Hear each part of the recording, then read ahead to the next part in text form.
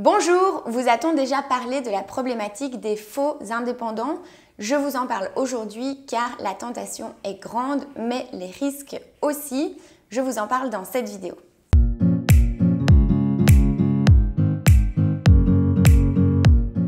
Ça va vous intéresser, surtout si vous démarrez votre entreprise en Belgique et que vous n'avez jamais entendu parler de cette problématique, mais aussi si vous êtes déjà actif et que justement votre entreprise est en croissance et que vous voulez agrandir votre équipe et vous hésitez entre faire appel à des prestataires indépendants ou à recruter du personnel en interne, à recruter des employés. En Belgique, la réalité, c'est que ça coûte très cher à une entreprise. Bon, il y a eu des améliorations ces dernières années, mais quand même, ça représente un coût pour l'entreprise d'engager un employé. Il y a des charges sociales, patronales, etc. à payer. Alors que si vous recrutez un indépendant, eh bien, c'est l'indépendant lui-même qui prendra à sa charge ses cotisations, ses charges justement. Et du coup, la tentation est vraiment très grande de vouloir engager un indépendant qui travaillerait exclusivement pour le compte de votre entreprise. Et ça, c'est ce qu'on appelle un faux indépendant. C'est quelqu'un qui a le statut social de l'indépendant, mais qui en fait travaille seulement pour une seule entreprise dans des conditions très similaires à celles qui seraient celles d'un travailleur employé, un travailleur sous contrat de travail.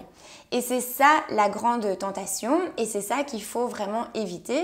C'est très risqué parce que les contrôles ont été renforcés. Bien évidemment, l'ONSS n'est pas dupe et se doute bien que la tentation est grande. Et du coup, si vous avez un contrôle et que la relation entre votre entreprise et l'indépendant est requalifiée en contrat de travail, au vu des circonstances dans lesquelles ce travailleur indépendant travaille, eh bien, le risque, c'est de requalifier votre relation en contrat de travail et du coup, pour l'entreprise, de devoir payer tous les frais, toutes les charges patronales qui n'auraient pas été payées pour la durée de cette relation qui est requalifiée. Donc, à terme, ça peut avoir un impact financier très important pour l'entreprise et il faudra alors prouver éventuellement que non, le contrat ne peut pas être requalifié, etc. Bon, on rentre dans des débats, on rentre dans des procédures et ça aussi, ça a un coût. Donc, ce qu'il faut faire, c'est vraiment être très clair. Soit vous engagez un employé et il a un contrat de travail et votre entreprise prend en charge tout ce qui concerne justement l'engagement d'un employé, bon, ou soit vous faites appel à des prestataires indépendants. Mais ce qu'il faut éviter, c'est d'être dans cette zone grise un peu d'entre-deux. Et quels sont les critères en fait pour requalifier un contrat d'indépendant en contrat de travail? Ce qu'on va regarder essentiellement, c'est de savoir est-ce qu'il y a un lien de subordination.